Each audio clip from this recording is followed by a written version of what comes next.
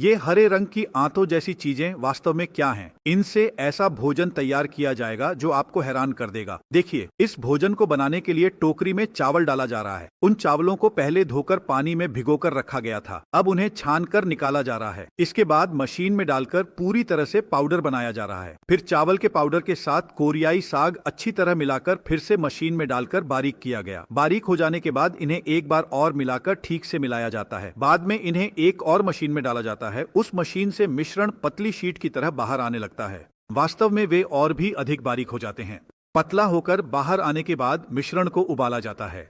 कुछ समय के लिए कुछ चावल के पाउडर को भी उबाला जाता है। उबलने के बाद चावल के पाउडर एक साथ चिपक जाते हैं। उन्हें हाथ से थोड़ा तोड़कर अब दूसरी मशीन में डाला जाता है। वहां से उबला हुआ चावल का पाउडर पाइप की तरह लंबा आकार लेकर बाहर आता है। देखने में ये आंतों की तरह लगते हैं। इन्हें काटकर टोकरी में रखा जाता है। इसके बाद चावल के पाउडर और हरे साग के मिश्रण को इस मशीन में डाला जाता है। वह भी इसी तरह लंबा होकर बाहर आता है। हालांकि रंग और भी हरा हो जाता है क्योंकि मिश्रण अच्छी तरह मिलकर बाहर आता है, लेकिन यहीं पर यह समाप्त नहीं होता।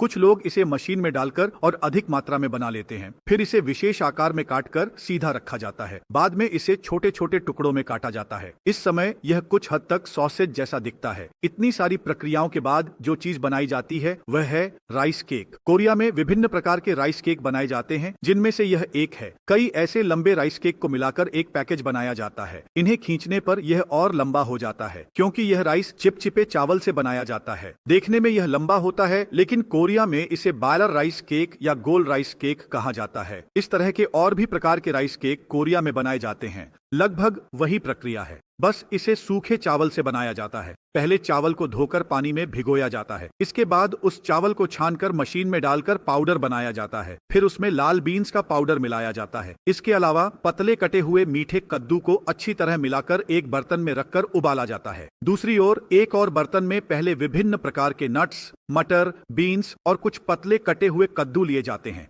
इसके बाद चावल के पाउडर को फिर से उबाला जाता है। अगले चरण में एक अन्य बर्तन में चावल के पाउडर के साथ अलग अलग हरे, पीले, लाल फूड कलर मिलाकर अच्छी तरह से मिलाया जाता है, जिससे कई रंगों का मिश्रण तैयार होता है। इस बीच लाल बीन्स का पाउडर से बना राइस केक उबल चुका है। इसी तरह रेडमी राइस केक और नट्स राइस केक तैयार किया जाता है। साथ ही कई रंगों के चावल के पाउडर की परत बनाकर उबालने के बाद रेनबो राइस केक तैयार हो जाता है।